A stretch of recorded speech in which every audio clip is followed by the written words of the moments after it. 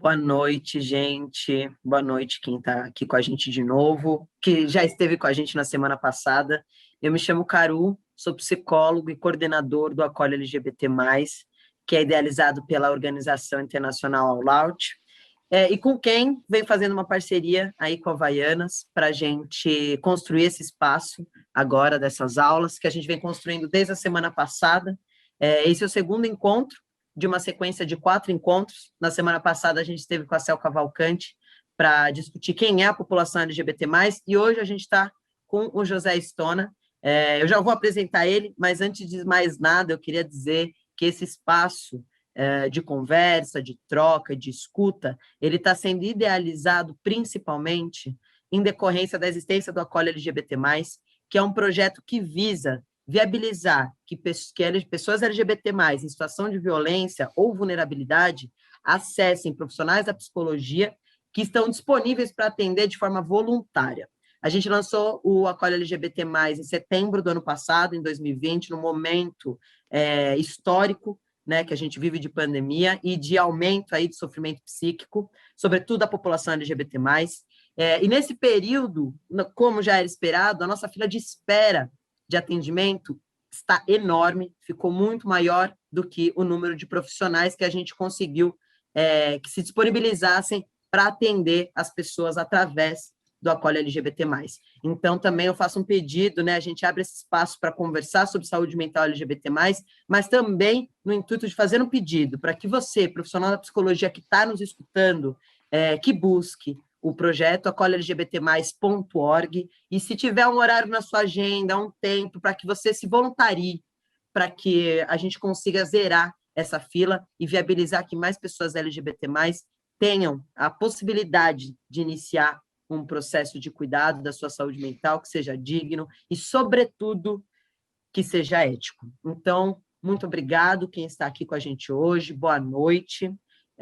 Eu vou apresentar agora o José Stona, que é psicólogo, psicanalista, doutorando em psicologia, criador do projeto Roda de Escuta LGBTQIA+, criador do curso Melancolia de Gênero na Clínica LGBTQIA+, e autor do livro O Cisno Divã, lançado em 2021, e também organizador do livro Relações de Gênero e Escutas Clínicas, também lançado agora em 2021, e é psicanalista clínico e supervisor do projeto Remonta, e hoje, especificamente, nós vamos conversar um pouco sobre saúde integral e interseccionalidades. As pessoas LGBT+, não são só pessoas LGBT+.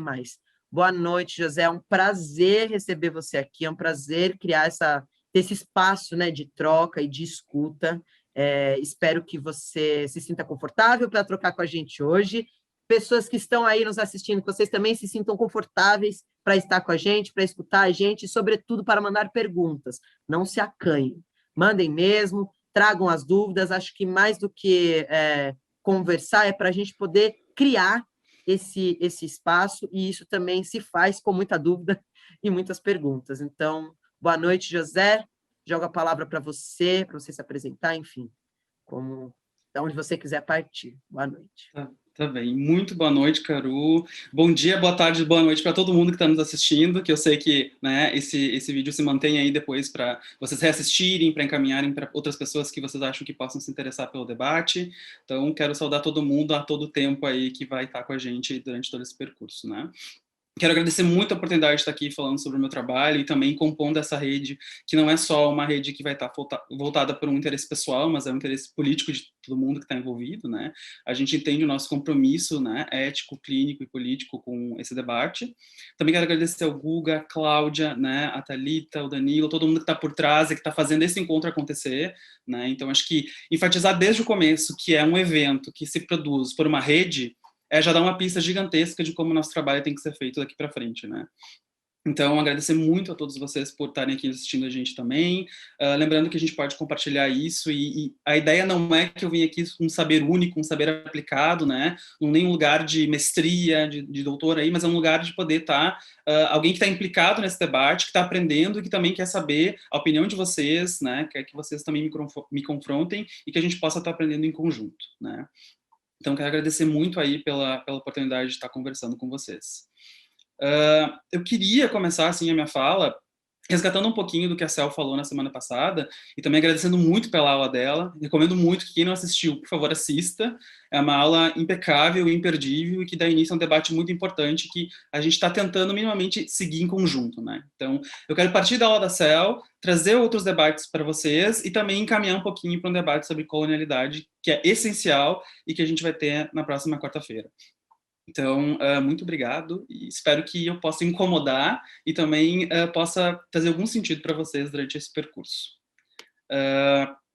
Bom, então acho que queria resgatar um pouquinho, né, do que a gente conversou na semana passada, e me incluo porque, enfim, sou apaixonado pela Cel, pelo trabalho dela e por tudo que está acontecendo pela proposta da Havaianas e pela All-Out e pela Acolhe LGBT, então acho que a gente está todo mundo unido aí para pensar que, bom, semana passada a Cel falou um pouco, né, desse histórico que a gente tem, não só enquanto quem é essa população LGBTQIA+, né, no Brasil, né, num recorte da América Latina, e do que se produz enquanto debate, enquanto política, enquanto ética, enquanto movimento social, né, pensando, enfim, a gente, porque me incluo enquanto um psicólogo bicha, né, e acho que é bem importante dizer bicha no sentido de que esse lugar não foi possível para mim durante muito tempo, né? E mais ainda dentro da psicanálise, né? Onde a psicanálise tinha aí um debate que impedia que pessoas LGBTQIA+ pudessem acessar uma formação em psicanálise, né?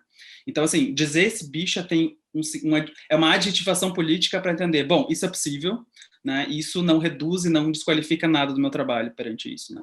Então, acho que é esse bicha aí, cada vez mais bicha evoluindo, né? Igual Pokémon. Então, acho que trazer esse debate, né, dizer, bom, quem somos nós, né? E também, por eu ser psicóloga, né, Cel também, qual é o nosso compromisso ético, clínico e político diante da psicologia, é poder pensar inicialmente, né, então, recomendo que vocês assistam a aula dela para a gente poder seguir esse debate, né, e também, se for necessário, reassistir essa aula, mas o que a Cel nos trouxe enquanto um debate essencial é que, bom, nós, enquanto psicologia, né, nós temos uma dívida histórica, né? Uma dívida histórica que perpassa a nossa produção teórica, clínica, ética e política diante da população LGBTQIA+. Né? Essa dívida, ela, infelizmente, está presente até hoje. Por que ela está presente até hoje? E aí acho que convido vocês a já irem pensando comigo, né, no entorno de vocês. Durante o processo de graduação ou de formação, esses debates sobre gênero, sobre raça, sobre classe, são debates muito precários. Né? São debates que muitas vezes estão em disciplinas eletivas, estão naqueles cursos esporádicos, anuais ou semestrais, mas raramente a gente tem currículos, né, em psicologia no Brasil que se repensaram.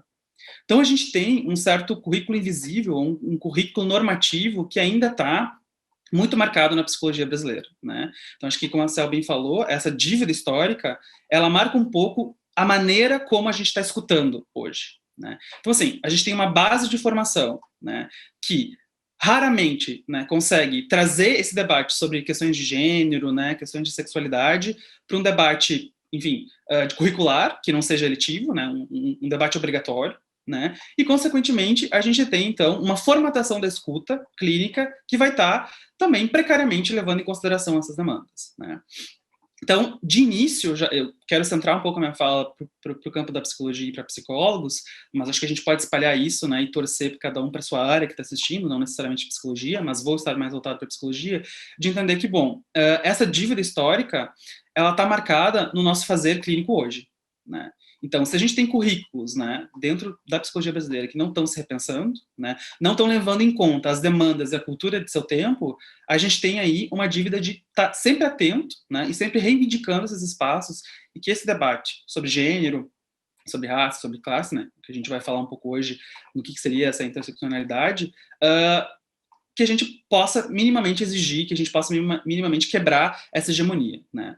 Porque, veja, não falar sobre gênero, não falar sobre sexualidade, não significa que eles não estejam ali, né? Ou seja, essa ausência de discussão e essa precariedade de discussão coloca em jogo uma forma específica de pensar a sexualidade de gênero, que é uma forma normativa, né? Então, se a gente não nomeia, se a gente não fala, se a gente não leva em conta uma diversidade, uma multiplicidade dentro desse campo, nós estamos baseando a nossa formação, a nossa clínica, a nossa teoria, a nossa ética a partir de uma normatividade, né?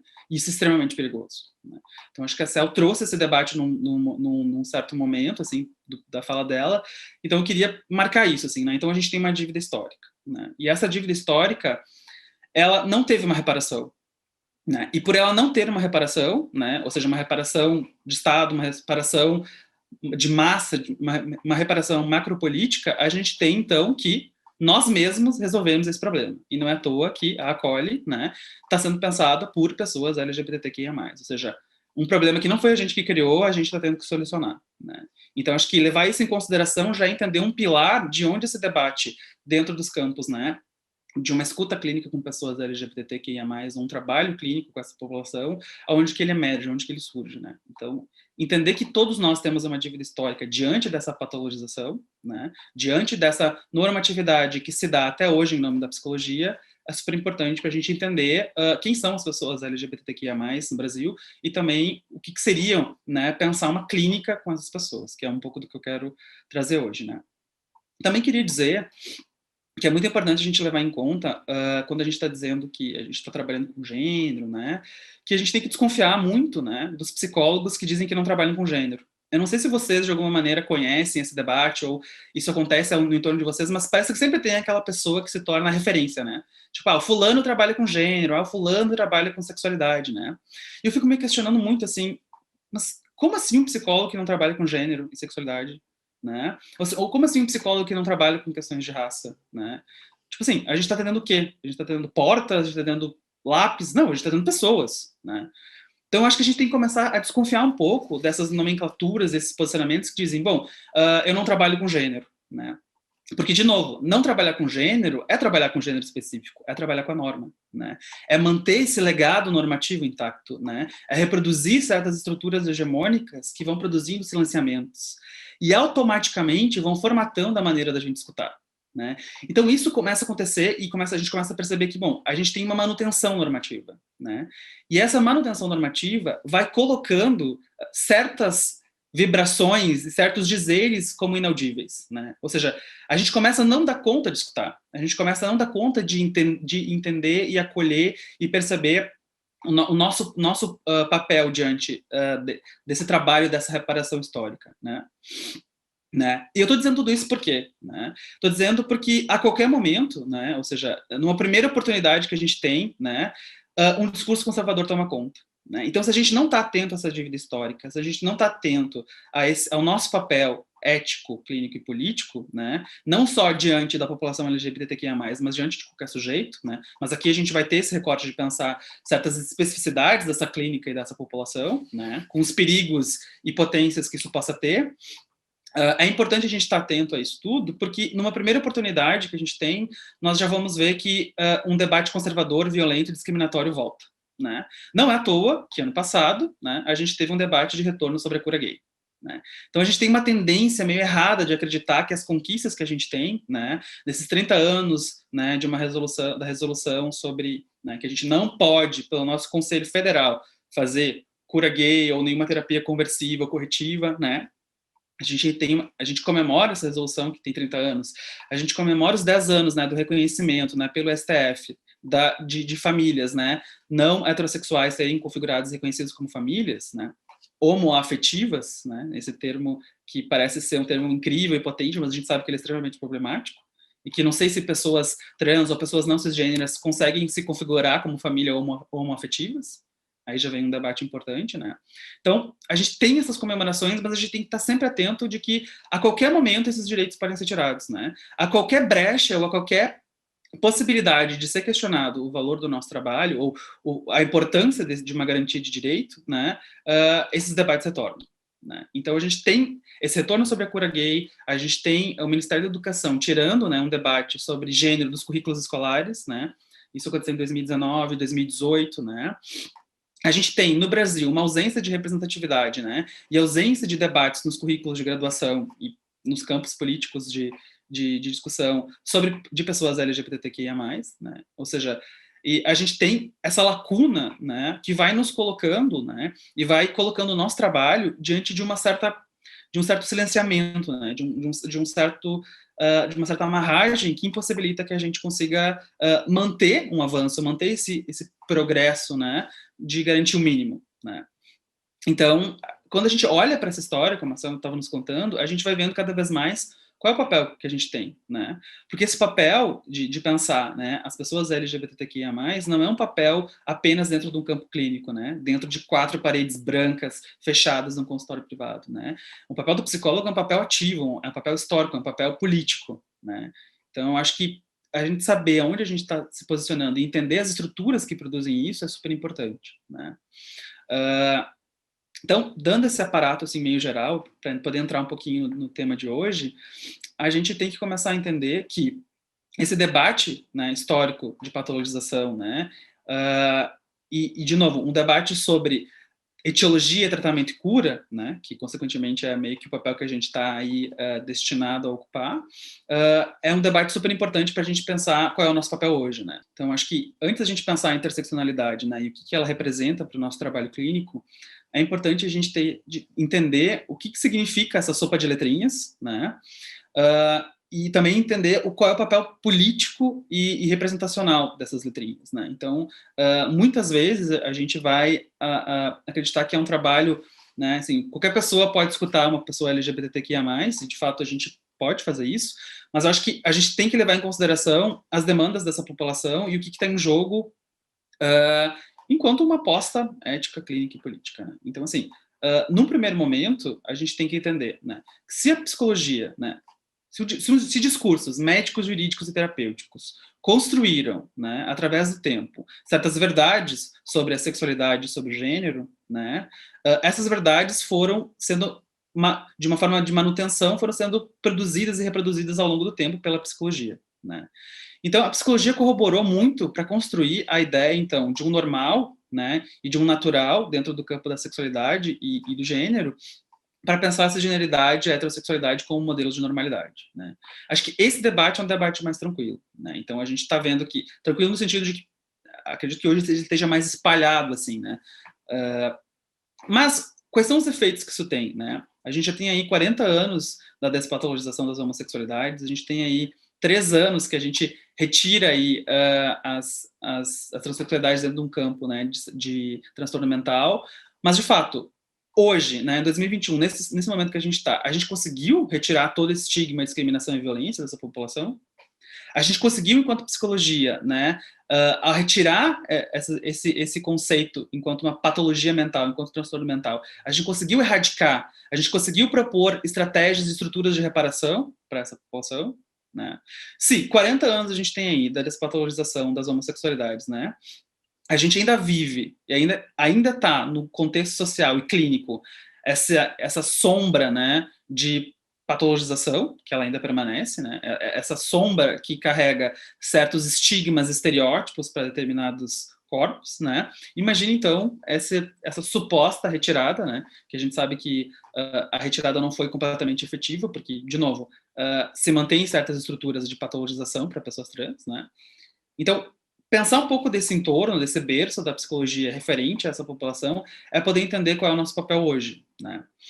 Então, bom, a gente tem, no mínimo, 2 eixos para pensar essa clínica ou essa possibilidade de pensar uma especificidade nessa clínica. Primeiro, né, quando a gente está falando sobre a população LGBTQIA+, de um modo geral, a gente tem uma tendência, né, a construir debates enfim, especializações, né, de conceitos e cursos para, bom, a gente criar, bom, o que é a população LGBTQIA+, quais são as demandas dessa população. Então, a gente cria, né, por meio desse monte de letra, né, LGBTQIA+, né, a gente cria possibilidades de reconhecimento, né, através de cada letra. Ou seja, cada letra vai representar uma demanda específica e uma violência específica, né.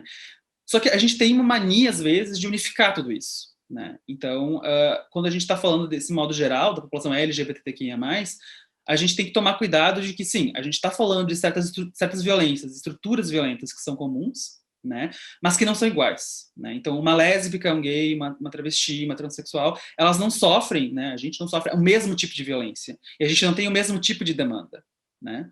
Mas, erroneamente, às vezes a gente tampona, né, a gente mascara esse tipo de violência específica, esse tipo de demanda específica por meio de a população LGBTQIA+, né.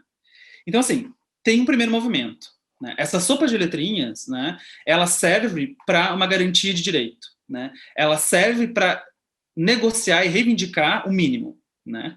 Ou seja, que pessoas lésbicas, gays, transexuais, travestis, enfim, gênero fluido, genderqueer, enfim, têm direitos, são pessoas, são sujeitos, são humanos, né? No cerne da questão é que esses corpos e essas experiências subjetivas devem ser reconhecidos como humanas e legítimas, né? Então a gente precisa dessas letras, né? A gente precisa dessa reivindicação política para garantir o mínimo, né? E o mínimo que eu digo é que, bom, o movimento LGBTQIA+, está aí praticamente há 50 anos, né? E a gente ainda está patinando, né? Ou seja, a gente conseguiu algumas conquistas que a qualquer momento são deslegitimadas, né? Mas mesmo assim, em 2021, por exemplo, a gente tem, dentro dessas mesmas siglas, né, uma total invisibilidade lésbica, por exemplo, né, de um debate sobre questões de, por exemplo, saúde pública integral para lésbicas, por exemplo, né? Qual é a política pública voltada para a sexualidade de lésbicas, por exemplo, né? Ou a gente tem aí uma lacuna gigantesca a pensar um acesso à saúde, né, de pessoas não cisgêneras, que não seja voltado apenas por uma cirurgia ou uma produção de cisgeneridade, né? Ou seja, a gente tem microespaços que estão sendo construídos ao longo do tempo, mas a gente está muito longe de conseguir pensar uma integralidade, né? Entender que, bom, cada letra representa uma demanda e cada letra representa uma violência, né? Que elas não são iguais. Elas fazem parte de uma mesma estrutura, que é uma estrutura de discriminação, violência e estigma, pautada pela cis-heteronorma, né? Nessa compreensão de cisgeneridade e heterossexualidade como modelos do que seria o humano, do que seria o natural, o normal e o esperado. Mas a gente também tem uma certa lacuna e uma certa ausência de pensar justamente isso, assim, né? Que a gente não pode homogeneizar essas demandas, né? Que a gente não pode acreditar que homofobia, por exemplo, é um termo que vai dar conta da violência de todas as populações LGBTQIA+, né? Então, assim, a gente inventa maneiras temporárias políticas para dar conta, né? Dentro de um campo, enfim, político de garantia de direito, mas ao mesmo tempo essas soluções elas são super precárias, né? São temporárias, né? A gente consegue alguma coisa quando a gente cria o termo homofobia, né? Ou até Brasil sem homofobia de 2004, mas a homofobia não dá conta de pensar lesbofobia, transfobia, né? Não dá conta de pensar as violências específicas que cada população sofre, né? Então, entender, primeiro de tudo, esse debate político, né, um debate enquanto reivindicação de direito, é uma coisa, né? O segundo momento desse debate, né, é um debate sobre a clínica, né? Ou seja, qual é o nosso papel enquanto psicólogos diante dessas demandas da clínica com pessoas LGBTQIA+, né? Porque, de novo, né, a gente tem uma tendência a tamponar, né, a unificar essas demandas, né, a fazer certos apagamentos de violência, né? E eu acho que o nosso papel enquanto psicólogos é poder entender esses dois movimentos, que eles não necessariamente são opostos, eles não necessariamente vão acontecer em momentos distintos, né, mas que eles têm certas inscrições diferentes, né? Ou seja, a gente tem um papel político e a gente tem um papel clínico. Não que eles são separados, mas que quando a gente vai pensar na população LGBTQIA+, eles estão aí se interseccionando, né? Então acho que a gente já pode entrar aí no termo da noite, né? Então entender um pouco isso, né? Acho que antes da gente pensar a clínica em si, o papel do psicólogo e o que seriam pessoas LGBTQIA+, e tal, é necessário entender que por que essa sopa de letrinhas, né? Por que essa mudança histórica nessa nomenclatura? É justamente para poder dar maior visibilidade, né? E dar maior reconhecimento, dar maior legitimidade, dar maior garantia de direito, né? Mas automaticamente também é criar problemas, como a gente vai ver agora, né? Então, a gente tem praticamente esse debate enquanto movimento social, né? Que é o movimento social que vai destruindo essas estruturas cis-heteronormativas, né, e violentas, para poder ter o mínimo, né? Assim, o mínimo de espaço de garantia de direito e de reconhecimento, né? E aí a gente chega, então, num debate para pensar a clínica, que é pensar a ideia de interseccionalidade, né? Então, acho que antes da gente pensar qual é a relação entre interseccionalidade e pessoas LGBTQIA+, e psicologia, vale a pena a gente entender o que significa esse termo, né? Então, acho que interseccionalidade é um termo que surge, né, dentro do feminismo negro, né? É um termo que surge a partir de uma feminista, né, enfim, americana, chamada Kimberly Crenshaw, né, e ela, então, vai cunhar esse termo para poder mostrar que, então, que, assim, certas violências e certos tipos de demanda são diferentes, né, dentro do próprio feminismo, né? Então, enquanto o feminismo estava reivindicando, o feminismo branco norte-americano estava reivindicando certos lugares, né? Esses certos lugares do feminismo não estavam levando em conta todo tipo de mulheridade, né? Estava levando em conta as demandas de mulheres específicas, né? Brancas, ricas, né? Norte-americanas, né? Então esse termo surge para pensar, bom, olha, no momento que a gente está reivindicando uma demanda, né? Um lugar de debate sobre gênero, a gente inevitavelmente precisa levar em conta que não é só o marcador de gênero que deve ser considerado, né? Ele não é o único fator central para um debate político, né? Então, a interseccionalidade, enfim, ela pode ser definida como uma certa ferramenta teórica e ética, uma certa ferramenta teórica e metodológica, né, que a gente usa para pensar um pouco essa inseparabilidade estrutural, né, do racismo, do capitalismo e do cis-heteropatriarcado, né. Então, seria meio que um conceito para pensar essas articulações e imbricações que vão ser colocadas diante do sujeito, né. Tá, então, assim, bom, pensar essa interseccionalidade, né, esses diversos atravessamentos, né, de raça, classe, gênero, deficiência, religião, para o sujeito, o que isso tem a ver com a clínica, né? O que isso tem a ver com a população LGBTQIA+. Isso tem a ver, né, com o que eu estava dizendo antes sobre essa unificação da demanda, né? Porque, por exemplo, quando a gente estuda gênero, quando a gente estuda sexualidade, a gente tem uma tendência a tentar exemplificar o que seria, né? O que é um gay, o que é uma pessoa trans, o que é uma pessoa travesti, o que é uma lésbica, o que é, enfim, um gênero fluido, o que é uma pessoa não binária, né? A gente tem uma maneira meio que de criar classificações, né? Certos estereótipos, né? Uma certa identidade fixa. Então, gay é isso, lésbica é isso, trans é isso, né? Travesti é isso, não binária é isso, e automaticamente a gente cria ali uma certa caixa, né, uma caixa identitária, e que ela é necessária para entender justamente a estrutura de violência que atravessa essa determinada população e também para entender as demandas dessa população. Porém, a gente acaba esquecendo, né, e tamponando vários outros atravessamentos que estão naquele sujeito, né? Ou seja, aquele sujeito ele não é só gay, né? Ele tem uma raça, ele tem uma classe, ele está permeado por uma geografia, por um território, por uma localidade, por uma cultura, por um tempo, por uma geração, né? E tudo isso vai contar um pouco para a gente, né? O que aquele sujeito está reivindicando, né? Qual é o sofrimento que está ligado ali, né? Ou qual é a demanda, quais as estruturas de violência que atravessam esse sujeito, né? Então, a gente tem esse debate sobre a identidade, que é um debate que leva em conta, bom, ela é necessária e essencial por uma reivindicação política, né, para um debate político, né, mas ela é extremamente prejudicial, por outro lado, porque ela vai criando certas caixinhas essencializadas de ser, né? Ela vai criando certos estereótipos e maneiras da gente pensar, por exemplo, uma pessoa trans é uma pessoa que, enfim, quer passar de um sexo para o outro, né, e que vai fazer cirurgia. Né? Então, a gente cria uma política pública pautada nisso. Né? A gente cria idealizações sociais, a gente cria verdades clínicas, né? Verdades teóricas, éticas, clínicas. Né? A gente cria toda uma leitura psicológica em cima disso. Né? E aí a gente cria, então, por exemplo, a ideia de que, não, eu consigo atender pessoas trans porque eu sei o que é uma pessoa trans. Né? E esses estereótipos, né, vão criando certas leituras erradas e vão reproduzindo violências, né? Porque, enfim, acredito que é super importante enfatizar que não existe uma única forma de ser trans, não existe uma única forma de ser gay, não existe uma única forma de ser lésbica, né? Não existe uma forma de ser não binário, né? E então acho que pensar a ideia de interseccionalidade com a clínica, a população LGBTQIA+, é poder entender que não há uma única forma desse sujeito se localizar enquanto sexualidade de gênero. Mas mais que isso, a maneira do sujeito se narrar hoje e se identificar hoje não é uma maneira que vai ser, talvez, fixa para o resto da vida. Essa identidade, isso que ele constrói hoje, ou como ele se apresenta, ou se autodenomina, se autoidentifica, não é para sempre. Não necessariamente é para sempre. Né? Ou seja, esses lugares, eles são temporários. Né? Uma identidade de gênero, uma sexualidade, eles são temporários. Eles não são fixos, eles não são imutáveis, eles não são únicos. Né? E isso é super importante de entender, porque quando a gente está atendendo pessoas LGBTQIA+, a gente tem uma maneira de, bom, então a pessoa ela é gay, daí do nada ela diz, eu não estou mais me interessando por caras, por exemplo, pensando em homens gays, e aí a gente já vai diretamente pensar em onde encaixar, então tu é bi, então tu é hétero, então... Né, a gente tem que ter uma certa pressa de tentar encaixar aquele sujeito, né, dentro de um lugar que talvez não faça sentido para ele, né. Então, a ideia de pensar a interseccionalidade, né, é justamente poder entender que cada sujeito vai se localizar e se posicionar diante da sexualidade, do seu gênero, da sua prática sexual, de uma forma singular. Né?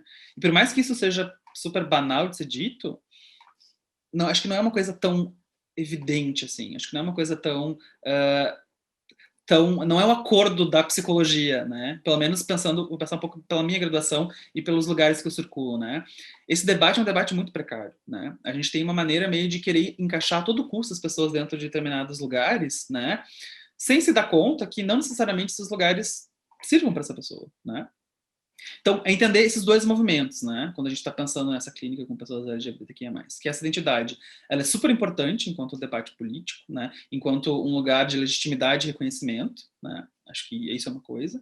Mas também entender que não, essa demanda da clínica, ela não é unificada, né? As pessoas não enfrentam os mesmos problemas e as mesmas questões, né? E muito menos vão se posicionar da mesma forma, né? Então, nesse lugar de não existir um único jeito de ser, é a gente poder entender, né, e ver com a pessoa, né, aquela pessoa que nos pede uma escuta, né, qual é o lugar que ela se localiza, né? Ou seja, qual é a posição que ela ocupa diante disso tudo, né? Então, não unificar essas demandas, né? E não reduzir o sujeito a uma única forma de ser, acho que é uma pista, é um encaminhamento de um certo trabalho clínico, né? Então, quando a gente diz assim, bom, pessoas LGBTQIA+, não são só LGBTQIA+, é entender que quando a gente está pensando nessa clínica, a gente não está pensando numa clínica em que a pessoa vai chegar e a questão central dela vai ser a sexualidade. Para muitas pessoas isso pode acontecer, né? Mas para muitas pessoas não. Né? Ou seja, talvez a pessoa possa vir, né, com essa queixa central, mas ela tem família, ela tem trabalho, ela tem relações, ela tem problemas, né?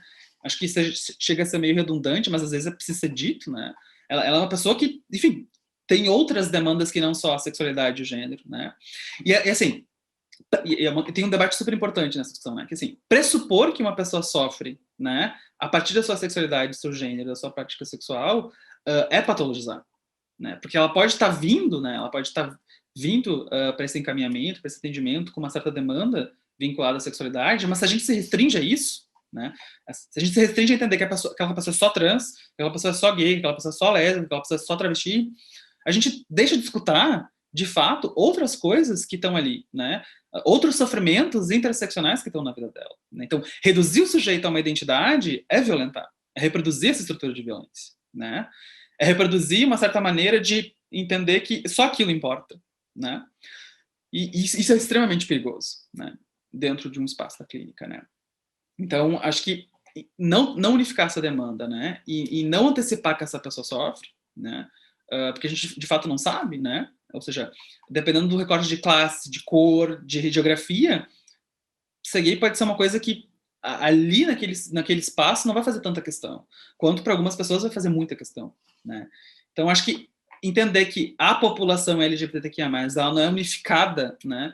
Que não é tudo a mesma coisa, ou seja, cada sujeito vai ter a sua demanda própria, é importante entender. Agora, obviamente que a gente tem muitos estudos que eu quero trazer aqui para vocês hoje, mas a gente tem certas pesquisas, certas demandas que já estão, de alguma forma, pegando certos recortes, né? Então, um dos recortes que a gente tem é entender que todas as pessoas que não são cisgêneras e não são heterossexuais vão passar por um recorte diferencial de violência. Acho que isso é importante frisar, assim, né? O que seria esse recorte diferencial de violência? A cis-heteronormatividade, né, ela vai estar presente para todos os corpos. Ela é uma estrutura de opressão, ela é uma estrutura de violência, ela é uma estrutura de discriminação. Né? Ou seja, pessoas heterossexuais e cisgêneras vão estar sofrendo e vão estar sendo permeadas por um discurso violento dessas heteronormas, né? Ou seja, fecha essas pernas, homem não chora, né? Uma criança, um designado menino, né? Não pode brincar de boneca porque isso vai fazer dele feminino, né? E depois, sabe, essas coisas mais clichês, assim. Ou seja, todos os corpos vão estar permeados por um regime de violência estrutural dessa heteronormatividade, né? Agora, o que torna, né, corpos não cisgêneros e não heterossexuais mais propensos à violência, ao estigma e à discriminação do que corpos que vão estar supostamente performando ou se enquadrando melhor dentro desse regime, né? Então aqui vem o plot twist da questão, né? Que é o seguinte: a psicologia corroborou para pensar e estruturar certas verdades para a gente, de que o problema, né, o sofrimento da população LGBTQIA+, é um sofrimento marcado por uma questão intrapsíquica. Ou seja, é uma falha no desenvolvimento, é uma falha na constituição psíquica, é uma falha na maturação, é uma falha sináptica. Ou seja, né, um discurso médico jurídico terapêutico criou o entendimento de que ali havia algo que não foi bem. Ali algo deu errado. Né? Ou seja, essa culpabilização e essa responsabilização recai sobre o sujeito. Né? E aí a questão não é um sofrimento intrapsíquico, não é uma falha de desenvolvimento, né? Não é uma má formação genética, sináptica, né? Não é uma falha na constituição psíquica, não é uma falha nesse desenvolvimento, né? É um sofrimento que é produzido politicamente, né? E esse sofrimento que é produzido politicamente é aonde a gente encaixa o nosso trabalho clínico, né?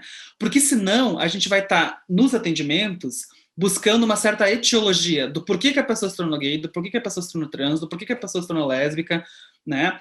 E tentando, e automaticamente, quando a gente pensa em uma etiologia, a gente está pensando num tratamento, numa nosografia, numa cura, né? E isso é uma coisa que a gente não pode fazer. Não pode fazer pelo nosso código de ética, né? Mas que a nossa formação nos ensina a pensar, né? Um quadro etiológico a partir dessa sexualidade, né? Então, entender que o sofrimento ele não é de um campo intrapsíquico, mas ele é de um campo produzido politicamente, é entender como, né, que esses regimes políticos, né, que vão estar produzindo, né, diferentes formas de vulnerabilidade para a população, né, LGBTQIA+, estão se produzindo para aquele sujeito. Né? Então, ou seja, a gente pode dizer que essa cis heteronorma ela está produzindo violência para todo mundo, né? Mas ela não está produzindo violência para todo mundo de forma igual. Né? Então, a gente tem, por exemplo, dentro do meio gay, diferentes formas de ser gay, e essas diferentes formas de ser gays vão estar permeadas por diferentes tipos de violência. Né? Então, dependendo da classe do sujeito, da cor do sujeito, né, de onde ele se articula, ele pode estar mais protegido, mas ele não está imune dessa estrutura, porque ela é uma estrutura de violência. Né? Então, quando a gente tem, vou dar um exemplo bem importante, assim, atual, né? A gente tem discussões acontecendo, por exemplo, sobre antiafeminação, né? De quanto dentro da comunidade gay, qualquer sinal de feminilidade tem que ser exterminado. Né? Então, assim, aquele tipo de pessoa que coloca, sei lá, nos aplicativos de pegação, não curta afeminados, nada contra. Né? Ou seja, alguns estudos produzidos pela UFES, por exemplo, né, na universidade que eu faço parte, pelo Moser Ramos, pela Arqueira, vão comprovar que essa atitude de dizer que eu não curto afeminados, né, ela tem menos a ver com uma questão de gosto e muito mais a ver com uma homofobia internalizada. Né? Ou seja, dessa estrutura cis-heteronormativa que coloca certos tipos, né, de ser homem ou mulher, ou certos estigmas e hegemonias, né, de como deve ser o nosso gênero, a nossa sexualidade, como certos princípios norteadores, né? Então, a gente tem aí, por exemplo, uma bicha muito afeminada que vai estar sofrendo determinados tipos de violência, e a gente tem uma bicha que supostamente tem uma passabilidade hétero, né? E que se protege, ou seja, que nem se reconhece no termo bicha, ambas vão estar sofrendo violência, né? Talvez uma sem perceber, né? E a outra que não há escolha de não perceber, né? A gente tem um debate sobre o armário, por exemplo. Né? E de quanto essa estrutura cis-heteronormativa vai produzindo essas paredes do armário, essas estruturas do armário, né? Então, pensar as demandas das pessoas LGBTQIA+ do Brasil é pensar um pouco, né? O que a gente tem produzido enquanto categoria da psicologia, né? O que a gente tem produzido enquanto debate teórico clínico, né? Porque não basta apenas um debate sobre despatologização, né? Acredito que alguns de vocês que estão assistindo, ou todos, que têm contato com pessoas LGBTQIA+, o estigma sobre a homossexualidade não acabou, né? Por exemplo, se a gente for pensar política pública para a população LGBTQIA+ do Brasil, a gente está pensando numa política vinculada a HIV e AIDS, né? Ou seja, ela nasce dessa política, ela estrutura para essa política, ela se mantém nessa política, né? E não é só isso. Óbvio que essa política é importante, não é? Por nenhum momento quero dizer que não. Mas não é só isso, né? Ou seja, a gente tem muitos outros tipos de violência e muitos outros tipos de estigma colocados num debate contemporâneo do Brasil do que só HIV e AIDS, né? E outra, essa questão também do próprio HIV e AIDS, para cada corpo, para cada experiência dessa sigla, é diferente também, né? Então, bom, seguindo a ideia de que o nosso posicionamento, né, ético, clínico e político diante dessa população é entender que as demandas não são iguais, ou seja, cada letra representa um tipo de violência e representa um tipo de demanda, né, enquanto dentro do campo político, mas quando as pessoas chegam no nosso espaço de escuta, né, no consultório, enquanto clínica ampliada, enquanto unidade básica de saúde, ou seja, um consultório extramuros, né, a gente tem que entender como que essa pessoa que está ali na nossa frente, como essa pessoa que chega para a gente, se estrutura, né, se posiciona, ou o quanto tudo isso afeta ela, de que maneira isso afeta ela, né? Então, a ideia a proposta né, a gente não pode antecipar, né? A gente não pode criar condições prévias de inteligibilidade sobre aquela pessoa que chega, né? Então, a gente não pode pressupor que ela sofre, né? A gente não pode antecipar o sofrimento, né? Porque senão a gente cai, de novo, numa outra linha, né, que reproduz esse discurso médico-jurídico-terapêutico, que é uma linha da tutela, né? Que a gente tem que cuidar, que a gente tem que acolher, que a gente... Como se automaticamente essas pessoas sofressem, né? E não que a gente não tenha, né? Por a gente ter uma precariedade, né? Porque por a gente ter aí índices de violência, né, extremamente alarmantes, e principalmente por a gente não ter, por exemplo, nenhum órgão, né, estatal que vai fazer um mapeamento das violências, né, e nenhuma reparação histórica acontecendo, né, diante de toda essa patologização, porque de fato, não sei como é que vocês recebem isso, assim, né, mas pensar que a psicologia corroborou durante anos, né, para essa violência, para essa discriminação e para esse estigma, né, e essa retirada, né, que é o mínimo, né, dentro dos campos de patologização, foi uma retirada documental, né? Claro que começa a se gerar protocolos, né, como a, a diretriz de 199, né, que vocês vão ver, e 1 de 18, que vocês vão ver na última aula. Mas, ou seja, não houve nenhuma reparação histórica, né? Não houve nenhuma retratação, né? Então, o nosso papel é entender que essa dívida que a gente tem é justamente tomar muito cuidado na hora que a gente vai estar se posicionando diante desse acolhimento, dessa demanda, desse cuidado, né? Então, é óbvio, né, se a gente entende que tem toda uma estrutura que falha, né, todas as instituições, muitas vezes, não estão preparadas para esse acolhimento, para essa legitimação e para esse reconhecimento desse sujeito como humano, né, a família muitas vezes falha, a escola falha, a saúde falha, o médico falha, o campo do direito falha, né? Daí ele chega, às vezes, no único espaço onde pode haver um oxigênio, um respiro, um certo espaço para essa pessoa existir, um certo espaço para essa pessoa poder falar, para ela poder elaborar um pouco algumas questões, para ela poder exercitar o pensamento, né? O que acontece? A gente vai lá e reproduz toda essa estrutura dentro da clínica, né? E isso é extremamente preocupante, né? Isso é extremamente delicado, né? Não sei se o Caru quer falar, que eu acho que... Eu queria... Desculpa te cortar, José, mas é que você vai trazendo isso e me remete a uma coisa muito importante, que até possa estar sendo repetitivo, mas é que eu acho que é importante bater nessa tecla, que você traz bastante da responsabilidade da psicologia, né, nesse histórico, e tem uma coisa que me grita bastante, que é de dizer que a psicologia, como ela vai se constituindo, ela é filha da mesma estrutura que cria essas violências, e que cria a demanda da identidade, e que cria a demanda para que a gente... Então, assim, é entender que a psicologia, na sua história, ela está imbricada para manter a dinâmica de sofrimento. E eu acho que isso, a gente precisa dizer disso, porque a gente vai colocar o dedo nessa ferida e dizer o que é, né? A gente, porque acho que você traz com essa dívida, né? É uma dívida que, inclusive, eu diria que ela não vai ser sanada, né? Porque não se trata disso, assim, né? Porque não se trata só de uma questão da psicologia, é uma questão política e estrutural do mundo no qual a gente vive. Na próxima aula, na semana que vem, a gente vai conversar um pouco sobre colonialidade, com a Geni Nunes, e como isso vai construindo as identidades LGBTs, mas eu acho que você já retoma nesse ponto, sabe, José? Acho que, de alguma forma, você já traz a colonialidade na sua fala, quando você traz a responsabilidade para a psicologia do lugar que ela ocupa, porque ela nasce. Vamos supor, a psicologia ela tem aí um histórico que não dá para negar na história da própria psicanálise, né? Que não nasce de nenhum outro lugar que não de uma época vitoriana, branca, lá na Europa, né? Então, a gente traz isso com a gente, né? E, inevitavelmente, isso se aplica também a como a gente pensa a saúde mental no país Brasil, né? Chamado Brasil, né? Como é que a psicologia tem o seu próprio traço de manter a estrutura vigente, né? E isso é discutido na psicologia há muito tempo. Acho que eu vou trazer aqui uma discussão na qual a gente nem vai entrar, mas, por exemplo, do que é o complexo de Édipo.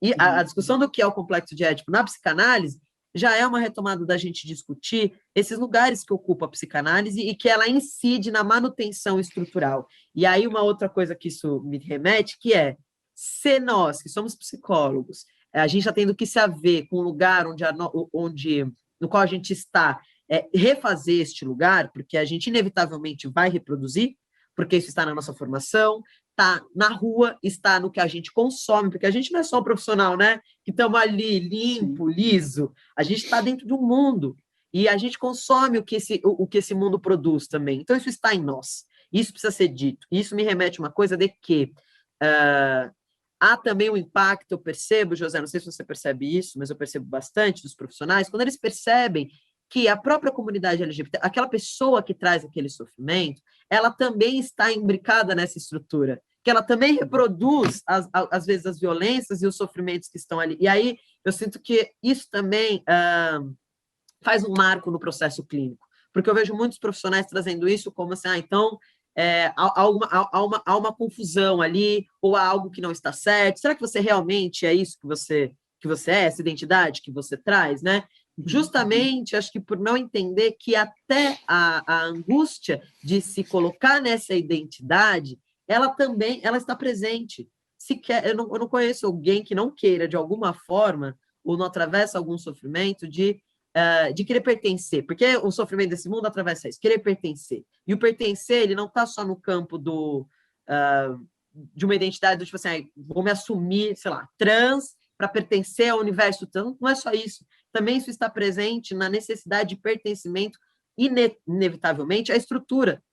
Porque se você não pertence, você sofre. Se você é o outro do dito norma, muitas violências são geradas para o seu corpo. E eu não conheço ninguém que queira viver no mundo sofrendo e experimentando a violência, né? Então, eu estou dizendo tudo isso porque acho que a psicologia, a gente precisa se haver, de fato, com a complexidade do contexto em que nós estamos e que nós temos uma responsabilidade, enquanto profissionais da psicologia, de garantir a ética a partir da consideração do que é legítimo de vivo, né? E o que é legítimo de vivo tem que ser considerado o quê?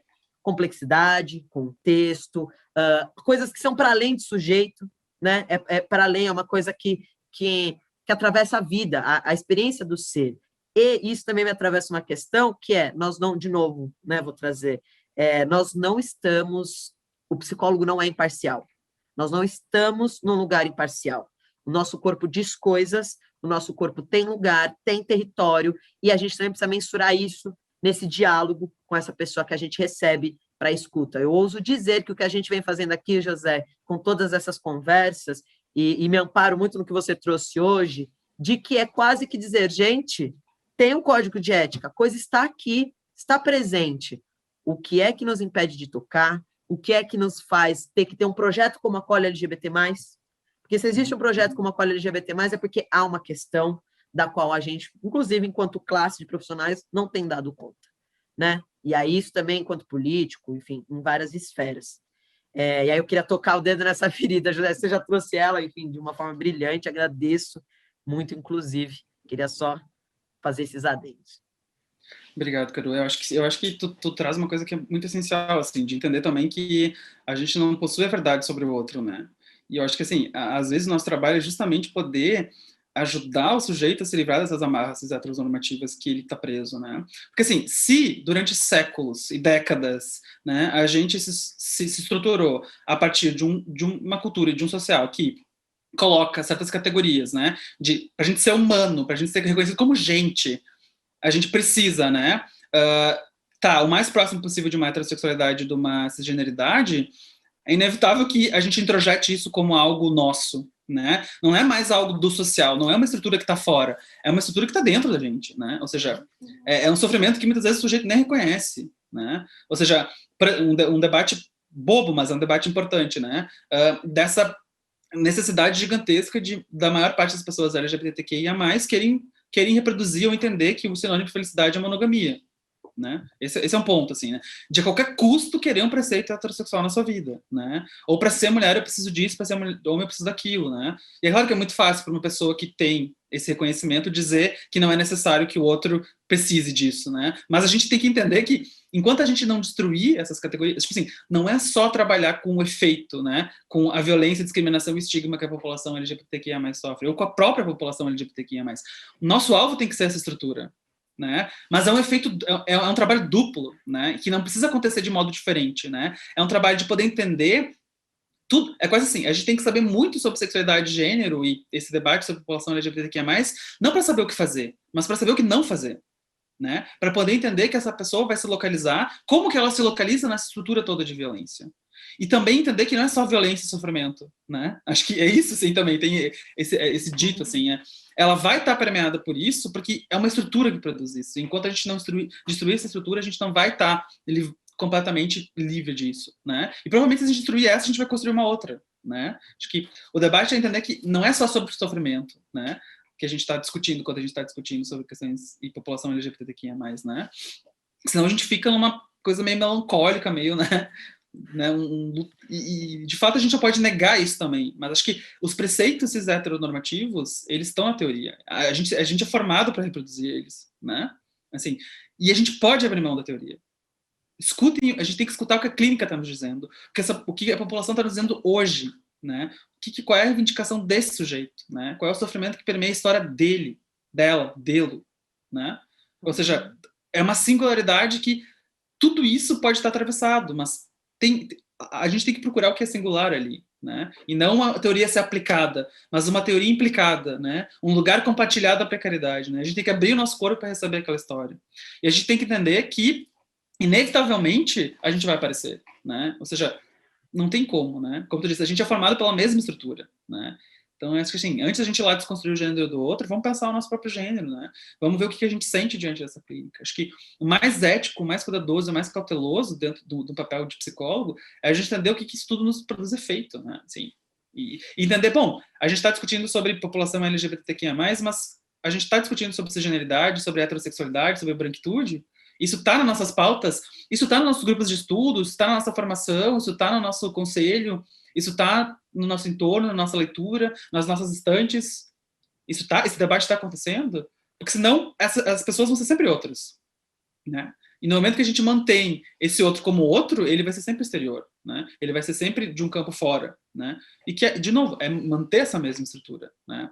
E eu acho que a gente está atento a isso, assim, né? De, bom, entender que são demandas singulares, entender que o sofrimento não é intrapsíquico, né? Que não é uma falha no desenvolvimento, não é uma falha na questão psíquica, mas que é um sofrimento produzido politicamente, né? E que às vezes o sujeito pode nem perceber, né?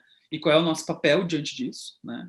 Então, acho que não tem uma solução macro, são soluções micropolíticas dessa escuta, dessa história, né? E, enfim, às vezes o sujeito nem se dá conta, né? Por exemplo, tem algumas pessoas que eu atendi que sofriam muito porque traíam, digamos assim, né? E aí é uma questão, tá, mas por que monogamia é a única condição possível para te relacionar, né? Da onde que isso surge? Da onde que isso vem, né? Enfim. Não, total. Não, José, tem uma coisa que, antes de ir para as perguntas, que já chegaram algumas aqui para eu trazer para a gente, mas quando você traz essa questão de que não é só o sofrimento, né, me remete que lidar como se essa experimentação ela se restringe ao sofrimento, ou que necessariamente o sofrimento é a coisa mais latente dessa experiência, é de novo reincidir na mesma roda e na construção de um lugar que se mantém dessa forma, né? Então, eu acho que é bom ir desenhando isso para a gente ver, olha só como que, onde que a coisa aparece, né? Porque eu percebo que nessa disposição para atender a população LGBT, muitas vezes isso fica muito não aparece, sabe? Esse desejo de olhar para esse corpo como um corpo que sofre, única e exclusivamente uma identidade que sofre, né? E que é despotente, e que você vai vir como um profissional lá para dar conta desse sofrimento. Tem também uma questão do ego, né? Do profissional, acho que tem várias questões aí que são imbricadas nesse lugar, que aí também são coisas com as quais a gente tem que se haver, né? Enquanto classe, assim, que inevitavelmente a gente já vem se havendo. Não à toa a gente tem um código de ética, né? Para tocar nesses pontos em específico. José, eu vou trazer algumas perguntas aqui. Eu tenho 3 aqui que são tanto longas, então eu vou ler elas de uma vez e a gente vai, porque vão se desenhando e vão respondendo juntos. Eu vou ler aqui elas. Nós, enquanto psicólogos LGBTQIAP+, conseguimos ampliar o debate clínico e político. No entanto, é correto afirmar que ainda existe muita resistência dentre até mesmo psicólogos, corpo médico e legislativo que nos barram em criações de políticas públicas LGBTQIAP+. O que mais podemos fazer a fim de mudar isso? A outra questão é, como se dá a transferência dentro do atendimento quando o psicólogo é uma pessoa LGBT+, e o cliente não? Como o atendimento se faz nessa relação opressor e oprimido dentro do consultório? E a outra questão é, apesar da abordagem teórica ser apenas uma ferramenta, entendo a construção cisgênero normativo dos conhecimentos, como a psicanálise interpreta as críticas de ainda ter um olhar muito falocentrado para o sujeito e sua sexualidade? É uma pergunta, né? Como que a psicanálise ela interpreta essas críticas? Você quer começar respondendo?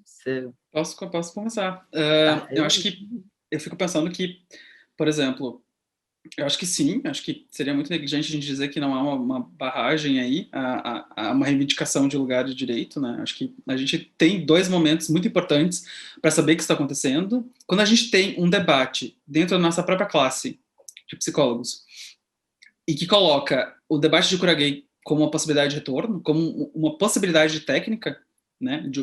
Traz a cura gay como um debate ético, né? Que a gente sabe que não é só cura gay, né? A gente amplia para cura, ou seja, uma conversão à cis heteronorma, né? Assim, esse é o debate que está colocado, mas que de novo, né? A gente entende que dentro dessa própria sigla a gente tem muitas microviolências que também ocorrem, né? Por exemplo, a gente sabe que um debate sobre política LGBTQIA+, se foca muito mais no GGGG do que qualquer outra coisa. Não é à toa que cura gay é o termo central, né? Então, acho que quando a gente tem dentro da nossa própria classe um retorno de um debate sobre cura gay, a gente tem de forma evidente que a gente tem um trabalho longo ainda a ser feito, assim, né? E, por exemplo, é claro que o Conselho Federal se posiciona, é claro que tem um debate acontecendo sobre isso, mas um exemplo básico, assim. Eu sou do Rio Grande do Sul, então, recentemente houve um debate sobre, bom, um estudo feito na PUC do Rio Grande do Sul que mostrou, com uma pesquisa feita com 692 psicólogos, né, se eles fariam ou não terapias conversivas ou corretivas em pessoas LGB, né? E essa pesquisa mostrou que 30% desses 692 psicólogos faziam curas conversivas ou corretivas se as pessoas pedissem. E 17%, e 17% mesmo se elas não pedissem, né? Então, assim, e as abordagens eram variadas, né? Não era uma abordagem específica, assim. Então, assim, no momento que a gente tem esse debate, assim, a gente entende que a discussão é muito mais ampla do que a gente imagina que é só um debate sobre cura gay ou terapia corretiva conversiva, né? Ou seja, é uma moral, ou seja, é uma estrutura que se mantém a partir de pessoas da nossa classe. Ou seja, que não reproduzem a nossa própria ética, né? Ou seja, de que isso não é possível, isso não é legítimo, isso não é permitido, né? Então, assim, isso tem uma agência gigantesca, né? E assim, tá, ok, tem esse debate, né? E aí, nesse mesmo estudo, pensando o quantos psicólogos foram, desde 1999, quando foi feita essa diretriz 0199, né, que estabelece pelo Conselho Federal de Psicologia que é proibido, né, está vetado a psicólogos, né, produzir qualquer tipo de terapia corretiva ou conversiva, né, para a população LGBT de forma geral, né. Então, 99. Então, nesses 30 anos, lembrem dos dados que eu trouxe antes. Nesses 30 anos, quantos psicólogos foram denunciados e quantos psicólogos perderam ou tiveram seu direito ou exercício da profissão cassados? Nesses 30 anos. Sabendo que existem aqueles que fazem quando se pede e quando não se pede. Quantos psicólogos tiveram seu direito ao exercício da profissão suspenso ou cassado? Nenhum. Não. Vou fazer essa pausa dramática, porque... né, assim, então, o que a gente faz? Eu acho que a gente está se movimentando para isso. A gente não está mais tolerando que isso aconteça, né? Eu acho que a gente não está mais ficando quieto, assim. Eu acho que a gente pode sonhar e almejar no nosso horizonte ético-político uma ruptura completa dessa estrutura, mas ela está muito longe, né? E a gente não pode se imobilizar diante de toda essa estrutura macro que nos engole. Então, acho que a dica do que a gente faz é não permitir mais que isso aconteça no contexto micropolítico. Né? Sabe aquela coisa de churrasco de domingo, assim, que fazem uma piada homofóbica e a gente deixa passar?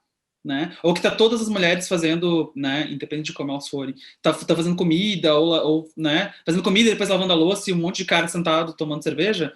Quando a gente permite que isso se mantenha, né, acho que o nosso movimento é não permitir mais que isso aconteça, né? Ou seja, não permitir mais, por exemplo, que uma leitura específica do complexo de Édipo se mantenha em 2021, né? Que é preciso papai e mamãe para que, né, que um pai com pênis, uma mãe com vagina, para que nem na época do Freud era assim, né? Acho que a gente pode dar esse desconto um pouco para ele, assim, né? Ou seja, tem uma estrutura que se mantém, mas não é assim por uma ingenuidade, é por maldade mesmo. As pessoas podem escolher e peneirar na teoria, né?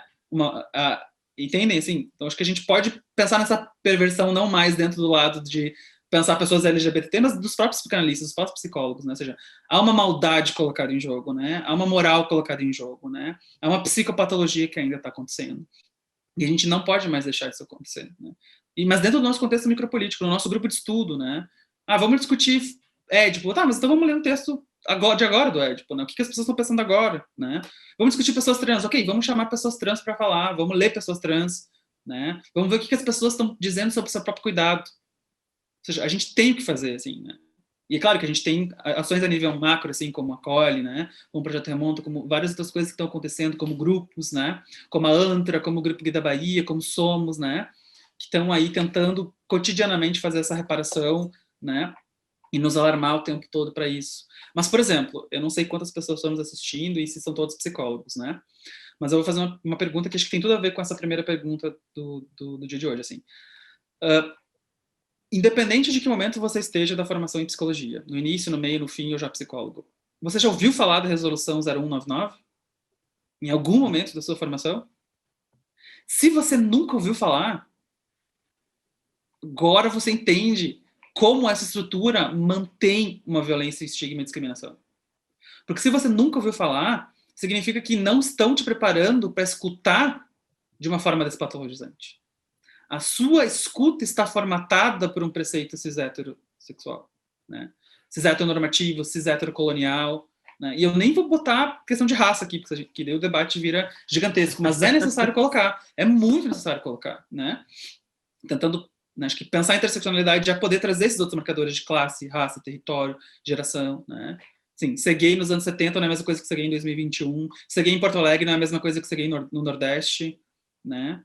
Então, ser gay para duas pessoas em Porto Alegre pode ser completamente diferente, né? Acho que entender interseccionalidade é tipo assim, ó, quando uma pessoa chega pra gente e diz que ela é gay, a gente não sabe o que ela está dizendo com isso. Esse é o preceito ético. Mas o que é isso para ti? O que isso significa? A gente não sabe. A gente não sabe, né? Esqueci, fico empolgado, fico... Mas qual é a segunda pergunta? Vocês querem falar algo também, cara? Vamos lá. Não, eu acho que eu acho que é tudo isso. Acho que quando você traz da cena, por exemplo, do jantar de domingo da família, é sobre isso. Assim. Tem um campo que às vezes eu percebo que a gente fica muito no teórico e a gente está precisando de ação. A gente está precisando que faça um movimento, por exemplo, da denúncia desses profissionais, porque a gente conhece, a gente tem rede. A gente trabalha em rede, psicólogos, né? E essas coisas chegam na gente. Não sei você, José, mas em mim já chegou muita coisa, tipo, nossa, o psicólogo falou X coisa, assim, e a gente tem o poder, digamos assim, de denunciar esse profissional. E eu não estou aqui nem fazendo muito a linha do tipo punitivista, não é sobre isso, mas é de saber que há algo que nos resguarda e que a gente precisa garantir esse algo que nos resguarda, que a gente precisa garantir essa ética que a gente busca garantir no consultório, que ela se aplique à nossa atuação e à atuação dos nossos aqui, né? E esse é um trabalho que a gente faz, por exemplo, com essa aula, com essa troca, forçando, por exemplo, com os CRPs que se discutam as coisas, né? Acho que eu percebo que o ser psicólogo, ele não é só a clínica, não é só fazer clínica. A gente tem uma responsabilidade política, ética no mundo que a gente vive. Não à toa, no nosso código de ética também, se a gente está num espaço, ele diz que se a gente está num espaço e alguém faz uma fala, por exemplo, transfóbica, a gente tem responsabilidade de se colocar, de dizer isso é incabível, né? Se você está no seu almoço de domingo, se você está... mesmo se você é um psicólogo de RH, por exemplo, você não é um psicólogo clínico, mas se você está no RH, você tem uma responsabilidade, enquanto profissional da psicologia com CRP ativo, né, de dizer se isso está acontecendo na empresa que você trabalha, você tem uma responsabilidade de falar, olha, isso não dá para aceitar, com isso não dá para corroborar. Né? Eu acho que eu digo isso também, José, para que a gente retome a importância do código de ética, porque ele não está ali à toa, né? Ele tem uma função. Mas eu não vou me estender muito nisso, porque acho que você já falou brilhantemente, e vou trazer outra pergunta que é: como se dá a transferência dentro do atendimento quando o psicólogo é uma pessoa LGBT e o cliente não? Como o atendimento se faz nessa relação opressor e oprimido dentro do consultório? Eu queria dizer só que eu tenho questões com essa palavra opressor e oprimido, porque também não é nesse lugar, né, que a coisa acontece. Não sei, assim, essa pergunta me lembrou uma outra coisa, mas eu não quero fugir, então eu vou falar da coisa que me lembrou e daí eu vou seguir a partir daí, assim. Fiquei pensando que 90% das pessoas que eu atendo vieram de psicanalistas e psicólogos que eram, enfim, cisgêneros e heterossexuais. E a frase que super aparece, assim, muitas pessoas, mas muitas, é a seguinte frase: chegou a um ponto em que a pessoa não entendia o que eu estava falando, chegou a um ponto em que ele não me escutava, chegou a um ponto que eu não conseguia falar, né, assim. E eu acho isso super importante, porque quando a pessoa vem, eu vim até você porque sei que você estuda, ou sei porque você é gay, eu sei... Tipo assim, eu acho que tem um imaginário social, né, principalmente de psicanalistas. Eu gosto de bater em psicanalista porque é onde eu tô mais circulando, então eu não tenho pena nenhuma. Eu acho que tem um imaginário, assim, de que, tipo, a pessoa chega assim, vim aqui porque você é gay. E eu vou dizer, vem cá, deixa eu mostrar minha coleção da Beyoncé, sabe? Não, vem cá, olha, eu tenho várias coisas da Lady Gaga. Eu acho que as pessoas imaginam isso, sabe? Que eu vou dizer, sim, RuPaul, o que foi esse último episódio de RuPaul? Não, tipo assim, eu não sou capturado por isso, né? Eu não sei o que a pessoa tá falando, eu não sei o que isso significa para ela, né? Acho que as pessoas cisgêneras e heterossexuais, elas têm muito medo do que a gente vai estar fazendo na clínica, porque de fato é para elas ter medo, né? Porque a gente não está mais tolerando discriminação, violência e estigma. Então é para vocês ter medo mesmo, assim, né? É para ficar com medo, que a gente não está mais tolerando, né? A gente tá matando Freud e Lacan, né? A gente está salvando Jaqueline Gomes de Jesus, a gente está salvando Viviane Vergueira, a gente está salvando Sofia Favre, a gente está salvando Céu Cavalcante, a gente está, né? A gente está salvando muita gente que a gente está renunciando essas categorias que não servem mais pra gente, né? E a gente está fazendo isso de uma forma muito ética, muito cuidadosa, muito complicente, assim, com o nosso trabalho, né? Então, quando uma pessoa chega para mim e diz, vem aqui porque você é gay, então, que implicação tem aí, né? Ou vem aqui porque você sabe o que é trans. Não sei o que é trans. O que é ser trans pra ti? Né? Eu sei o que é ser trans pra Maria, pra Carla, pra Joana, que eu atendi. Pra cada uma delas como é isso, mas como é que é pra ti? Né? Acho que isso, assim. Então, essa pergunta meio que me remete a isso, assim, que acho que hoje em dia a gente tem isso, né? Agora negro quer ser atendido por negro, gay quer ser atendido por gay. Sim, né? Quando tá cisgênero heterossexual atendendo todo mundo, né? Não tinha problema nenhum. Agora que a gente entendeu que a nossa população está se preparando, se qualificando para o mercado de trabalho e entende minimamente que a gente pode ter ali um espaço, não é garantia, mas a gente pode ter ali uma esperança de um espaço menos violento, que eu acredito que seja, acredito fielmente que seja, né? As pessoas ficam tipo, mas aí tem um identitarismo, aí é espelho, né? Tipo, sabe? Vamos, sei lá, fazer alguma coisa útil da vida, sabe? Mas, enfim, para pensar acho que a transferência, acho que isso está implicado numa questão de transferência, né? Porque acho que não tem uma resposta generalizante, universal, ainda mais se a gente está falando de psicanálise, né? Mas eu acho que, assim, entender que a gente não precisa escutar tudo e que a gente não dá conta de tudo e que a gente tem um limite é super importante, né? Por exemplo, eu não conseguiria e não consigo, né, atender uma pessoa que tem um discurso extremamente bolsonarista, assim, que uma pessoa que venha com uma bandeira do Brasil e, sabe, vou tomar cloroquina e ivermectina. Não consigo. Esse é o meu limite, né? Essa é a ética que está em jogo na transferência. A gente saber que tem coisas que a gente não vai conseguir escutar, né? E aí a gente leva para nossa análise, para nossa supervisão, enquanto, né, saber se a gente consegue dissolver, deslocar, elaborar, ou a gente encaminha, né? Então, assim, por exemplo, eu vou trazer um exemplo bem importante assim da clínica, talvez um dos mais recentes que aconteceu. Por um dos projetos que eu atendo, que é o projeto Remonta, eu recebi um encaminhamento de uma pessoa travesti, e aí eu senti que durante as sessões ela não falava. Assim, ela falava pouquíssimo, dizia que não tinha nada para falar. Chegou na terceira sessão, eu disse, mas está se sentindo bem? Tem alguma coisa? E ela disse assim, olha, eu não consigo falar contigo porque tu representa toda a violência que eu já sofri, né? Que era sempre por homens brancos, né?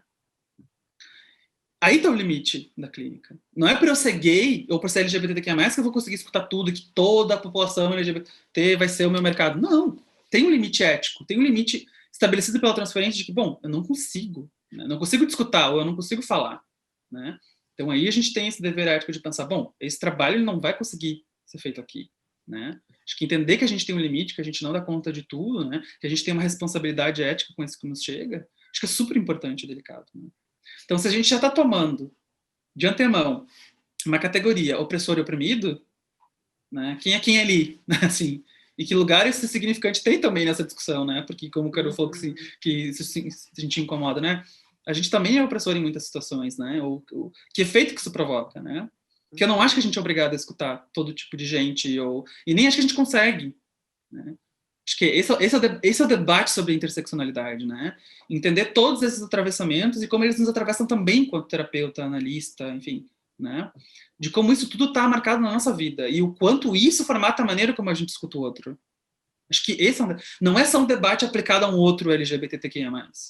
É um debate aplicado à ética desse psicólogo, né? É um debate aplicado a... Eu consigo perceber as violências que eu produzo e que me atravessam, assim, né? Então, acho que talvez num debate oprimido e opressor é muito mais uma contra-transferência que está em jogo do que uma transferência, entende? De uma possibilidade de escuta de um trabalho clínico do que uma resistência, tipo assim, isso... Né? Porque, assim, acho que não tem uma resposta generalizante, né? Assim, tipo, o que esse caso representa? O que essa história está colocada, né? Por exemplo, né? Vai, por favor.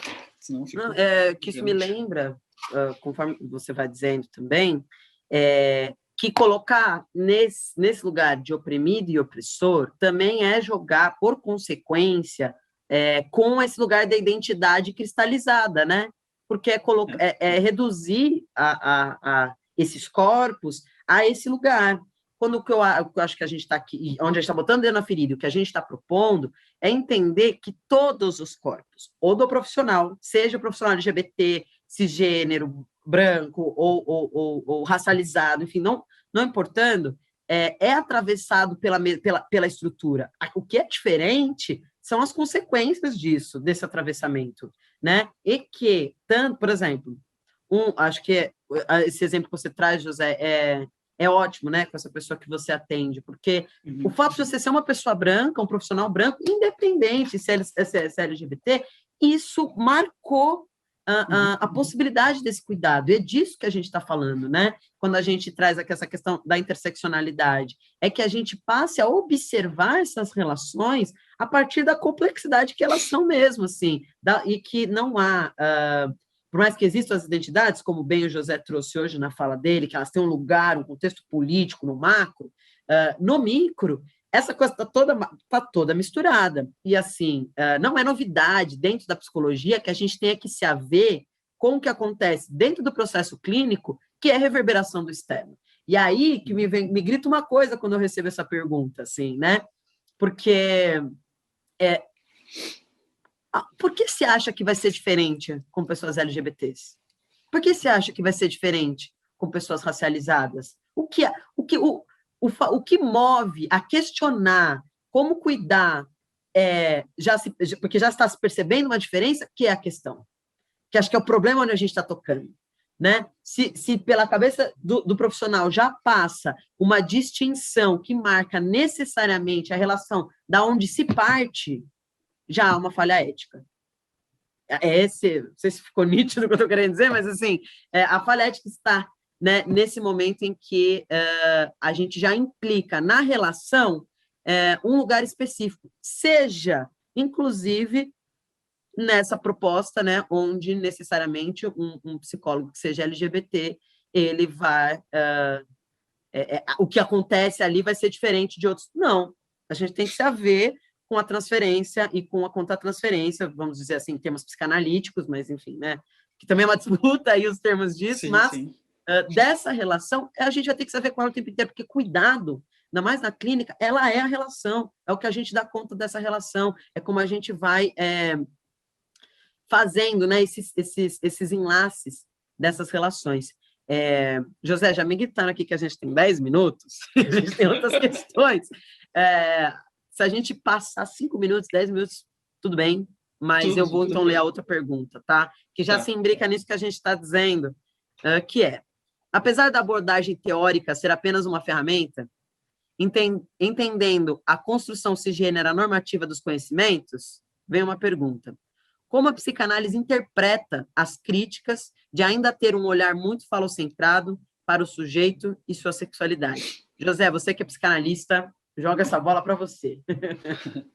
Tá. Eu acho que primeiro é entender que a psicanálise ela não existe assim, né? A psicanálise. Acho que a gente pode ter um berço inaugural, um marco central, uma origem no Freud, assim, mas depois dele se multiplica, né, para múltiplas vertentes, múltiplas... Acho que dentro da mesma teoria, por exemplo, freudiana, o mesmo conceito desliza, extrapola, normativa. Então, assim, acho que é importante entender isso. Então, acho que tomar cuidado para a gente não cair numa generalização de também achar que toda psicanálise tem que ser jogada fora. Eu não acho que tem. Acho que tem muita coisa bacana, tem muita coisa que é atemporal, né? Muitos conceitos que são importantes, assim.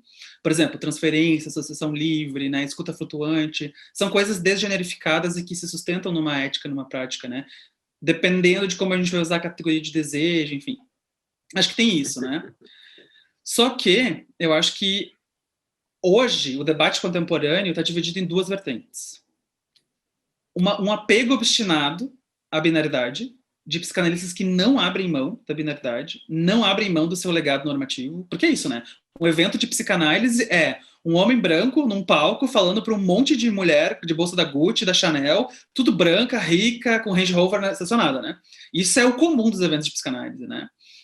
Então, assim, não, o eco é sempre o mesmo, né? Então, quando o diferente entra, é uma defensiva gigantesca. Eu tô falando na minha experiência, no recorte local, situado, assim, né? Não quero generalizar que é sempre assim. Acho que tem acontecido movimentos muito importantes, assim, na psicanálise, né? A gente tem teóricos brasileiros pesquisando bastante coisa boa, a gente tem, enfim, aqui na Argentina, muita teorização bacana, né? A gente tem, eu tô vendo várias instituições de psicanálise produzir debates sobre a implicação da branquitude, né? Enfim, mas eu também vejo psicanalistas dizendo que inconsciente não tem raça, né? Que essas demandas sobre cisgeneridade e sobre gênero são tudo demandas identitárias, né? Que estão provocando a mesma coisa que querem combater. Então, acho que, assim, é um pouco, assim, se localizar nessa discussão, né? E entender nossos pares, entender quem é que está disposto a um diálogo, a uma desconstrução e a um debate, e quem não está. Porque tem gente que vai peneirar na teoria uma justificativa para dizer que tudo estava no Lacan, tudo estava no Freud, e ficar nesse paicentrismo, nesse falocentrismo, né? Mas tem muita gente que está produzindo um deslocamento disso, né? A gente tem o Parciado, a gente tem a Patrícia Porchat, a gente tem vários psicanalistas, Lee Edelman, né? A gente tem o Munhoz, José Munhoz, enfim, a gente tem muitas pessoas que estão provocando esse deslocamento, né? Então, eu acho que, por isso que eu ainda aposto na psicanálise, porque eu acho que tem muita coisa legal, assim. Mas o debate se centraliza, assim, numa defensiva gigantesca, onde tudo estava no Freud e no Lacan, e pessoas que estão entendendo que, né, aquela citação do Lacan, que talvez seja uma das poucas que eu gosto, que é, bom, que renuncia à psicanálise aquele que não estiver atento à cultura de seu tempo, né? E certamente a cultura do seu tempo não é querer encaixar uma travesti na teoria dos três ensaios, né? Não é querer encaixar uma pessoa não binária no Édipo. Tipo assim, não é isso, né? Uma psicanálise aplicada, ela tem que morrer. A gente não tem que ficar aplicando o conceito. A gente tem que usar a teoria como uma ferramenta ética, clínica e política, mas a clínica, né, o encontro com esse outro tem que nos dizer o que a gente tem que fazer com a teoria. A teoria é posterior, não é anterior. Senão a violência não é certa, né? Se eu quiser encaixar Édipo, castração nas pessoas que eu escuto, a tendência é ser muito violento, assim, né?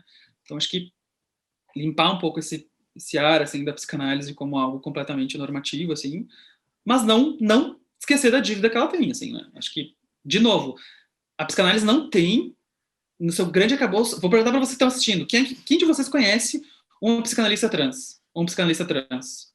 Ou um psicanalista não binário? Né? Sim, Caruto não vale, mas... Enfim, né? Enfim.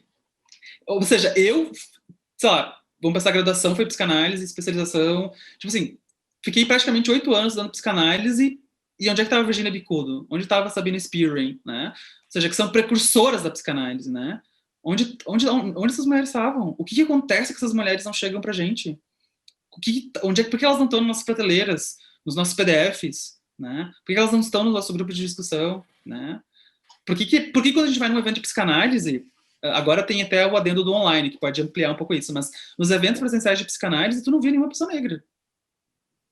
Né? Pelo menos eu não via. Ainda mais no Rio Grande do Sul, bolsonarista, extremamente racista, né? Então, assim, tem uma manutenção normativa em acontecimento, né? E que eu acho que é isso que a gente não pode tolerar mais. A gente pode perguntar, bom, a gente vai estudar um conceito, mas sem ser fraude, o que mais que a gente tem?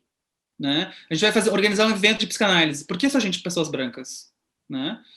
Enfim, onde é que estão essas outras pessoas? Assim? E eu até uso dizer que eu super entendo essas pessoas não quererem estar perto da psicanálise. Assim. Às vezes nem eu quero, sabe? Então acho que é pensar, não, tem um movimento acontecendo, tem uma desconstrução importante acontecendo, mas tem uma dívida também histórica que a gente precisa levar em consideração. Assim, né? Então acho que... Vai, por favor. Não, José, eu queria só dizer que nosso tempo está ficando pequeno e fazer um comentário que o Freud também foi um homem do seu tempo, né?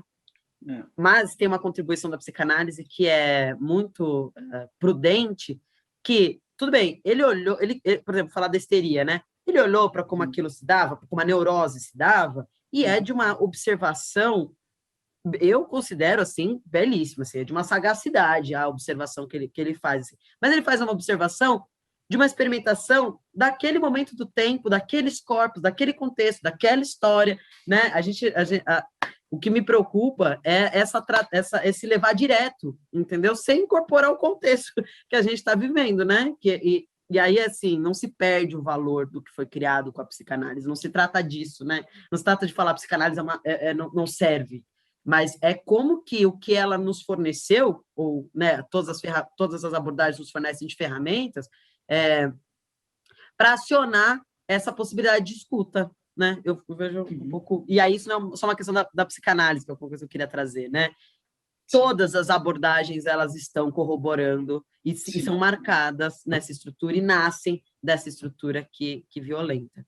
Aí eu queria trazer mais uma pergunta para a gente já ir aí, de alguma forma, encerrando. Na verdade, são duas coisas. A primeira, sou estudante de psicologia e não encontro essas temáticas na formação. Como essas políticas podem ser incorporadas na academia?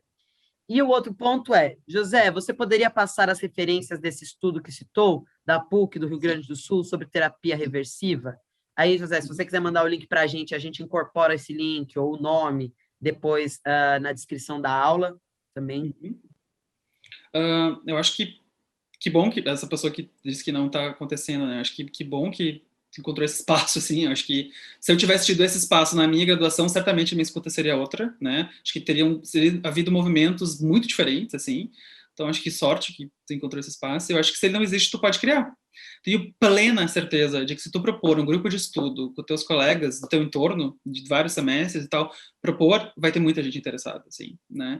Então, acho que, retomando a primeira pergunta ainda, né? A gente não precisa ficar esperando uma resolução macro, né? De vir, sei lá, um extraterrestre e destruir todo o patriarcado. A gente não precisa disso. A gente pode estar inventando esses contextos micropolíticos que eles são tão potentes quanto, né? Então, acho que esses espaços estão aí para a gente criar. Eu acho que essas disputas de conceitos, elas não são eternas. A gente pode inventar um contexto novo, a gente pode inventar novos conceitos, a gente pode propor, a gente pode exigir, né? A gente não precisa nem mais querer respeito, a gente vai exigir respeito, né? A gente vai exigir novos currículos, a gente vai exigir esses campos de atuação escrita, né? A gente precisa se dar conta, quando a gente recebe uma matéria, um curso, qualquer coisa, olhar essas referências e dizer, cadê essas outras pessoas aqui? Né? Isso está implicado na cultura do seu tempo, isso é produzir uma outra clínica, isso é estar atento a essas violências estruturais, né? Que não perpassam apenas por pessoas LGBTQIA+, mas esse é o centro do nosso debate aqui. Né? Eu acho que, para encerrando também, assim, quero ser bem breve, acho que queria trazer um pouco do que eu vejo na clínica, assim, bem rápido, que é entender que o debate central sobre questões LGBTQIA+, pelo menos da minha perspectiva, é entender que certos afetos e certas identificações são negadas desde o princípio. Né? Ou seja, certas maneiras de ser, de se relacionar e de desejar e de amar não são possíveis, não são legítimas desde o princípio. E isso produz uma imobilização para o sujeito. Né? Ou seja, o meu jeito de amar, ou a quem eu posso amar, não é possível, não é legítimo, não dá, não pode. A minha maneira de ser, de me expressar, de me construir, não pode, não dá. Né? E isso produz marcas. Né? E isso é uma pista do trabalho clínico. Né? É entender, né, que a gente tem que produzir um trabalho onde a gente entenda e estruture uma possibilidade de escuta, de acolhimento aí, mas que entenda que A vida é certamente mais vivível quando a gente não confina o outro a categorias que não funcionam para ele, né? E para mim essa é a maior pista do trabalho. Assim, essa é a pista talvez número 1. Não acho que é a única. Acho que tem muita coisa que a gente não falou sobre pandemia, sobre armário, né? Sobre minority stress. Enfim, tem muita coisa legal ainda para a gente aprender junto. Mas entender que a vida é muito mais vivível quando a gente não confina o outro a categorias que não funcionam para ele. Acho que é uma primeira pista, assim, de uma escuta implicada, né? E não patologizante. José, perfeito. Assim, queria novamente agradecer muito a sua disposição de estar aqui com a gente, não só essa 1h30, mas de preparar o que você vai trazer aqui para a gente, de conversar comigo antes, para a gente poder experimentar essa troca. Enfim, só agradecer como Caru, como psicólogo, como colega, pelo Acolhe, pela equipe do Acolhe, pela equipe da All-Out. Agradecer muito que você topou fazer essa conversa com a gente. Deixa um pedido, então, José, antes. Você não quer deixar suas redes sociais? Porque daí acho que pode, né, o pessoal te acessar, se tiver outras questões, outras dúvidas, conhecer seu trabalho e comprar seu livro, porque também é isso, né? Claro, claro. Muito obrigado. Então, acho que vocês podem me encontrar no Instagram, j.estona. Lá vocês vão encontrar tudo sobre o meu trabalho, links. Eu também tenho um site, que é www.joseestona.com, onde também tem cursos que eu dou, enfim. E também tem os 2 livros ali. Acho que eu deixei eles de plano de fundo até para não atrapalhar, mas também para fazer um merchan já. Eles estão disponíveis já no site da www.queerlivros.com.br. E é um livro sobre escuta clínica, né, de relações de gênero e escuta clínica, e é um livro sobre justamente colocar as normas no divã, né, o cis no divã, né, que a gente parar de só falar de supostamente corpos outros, mas falar um pouco dessa hegemonia, né, branca, cis, hétero, que está em jogo aí na manutenção da psicologia. Então, muito obrigado, agradeço imensamente a oportunidade de estar aqui, espero ter feito sentido de alguma maneira, espero ter incomodado de outra, e a gente segue aí junto nessa rede e nesse debate. Muito obrigado. Arrasou, querido. Eu vou agradecer várias vezes, porque eu sou um pouco assim, e eu acho que tem que agradecer mesmo, né? E não só por estar aqui, mas por a gente conseguir ir fazendo essa rede, né? Acho que brilhante, a Cel chega, a gente vai construir essa rede, você chega, não é descolado. Acho que vale falar para vocês aqui, a Cel falou na semana passada, a Articulação Nacional de Psicólogos LGBTs e a Articulação Nacional de Psis transexuais, travestis, enfim, por que isso é importante? Dizer que a gente existe, a gente já está produzindo, a gente já está colocando o dedo na ferida, a gente já está construindo uma clínica, isso já está dado, né? Isso está acontecendo, basta quem tem um desejo também ir procurar essas produções. Com isso, eu vou encerrando o encontro de hoje.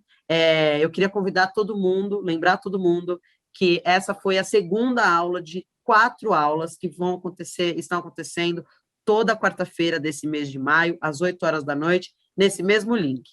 Lembrando também que quem não pôde assistir a outra aula, a primeira aula, ela está salva, ela pode ser assistida. Todas as aulas, depois que elas terminarem, elas vão estar disponíveis até dia 25 de junho. Então, não deu tempo de assistir em maio, ou assistiu, gostou, quis indicar para um amigo, ainda tem até dia 25 de junho para ser assistido. Quem assistir até lá e assistir todas as aulas, vai receber também certificado, então isso também é uma coisa importante. Então, não assisti online, perdi maio, não vou ter certificado? Não, vai ter se você assistir todas as aulas, enquanto o material ainda estiver disponível nessa plataforma até dia 25 de junho. O nosso próximo encontro, na semana que vem também, com uma convidada incrível, que é a Geni Nunes. A gente vai conversar um pouco sobre a colonialidade e seu impacto na existência de pessoas LGBT+ brasileiras. A gente também atravessou esse assunto hoje, mas na semana que vem a gente vai olhar ele de forma um pouco mais cuidadosa e detalhada. E aí é isso para os profissionais da psicologia que estão nos escutando. Acessa lá acolhelgbt.org, mesmo que seja para curiar, para descobrir o projeto, conhecer o que é a All-Out, conhecer o que é que a gente está fazendo no Acolhe, mas, sobretudo, se você se interessar, gostou da conversa, acha que faz sentido para a sua atuação, se inscreva, porque a gente precisa muito de vocês para a gente zerar essa fila. E se você não tiver horário, convida um amigo, conta para a sua rede, conta para as pessoas próximas, mas, assim, nos ajude que esse projeto chegue em mais gente e, sobretudo, em mais profissionais da psicologia, para que a gente zere essa fila. E não só isso, mas se você não puder ajudar dessa forma, que você traga para si e para os seus espaços, para as suas redes, as discussões que você está escutando aqui, as provocações, os sentimentos, tudo que foi possível, porque tudo isso é trabalho e tudo isso nos auxilia e é ação política, é ação ética, né, nesses problemas que a gente está aí enfiando o dedo coletivamente. Então, boa noite todo mundo que esteve aqui com a gente, que topou essa 1h36. José, novamente, muito obrigado. Boa noite. E nós nos vemos quarta-feira que vem, 8 horas da noite. Um beijo.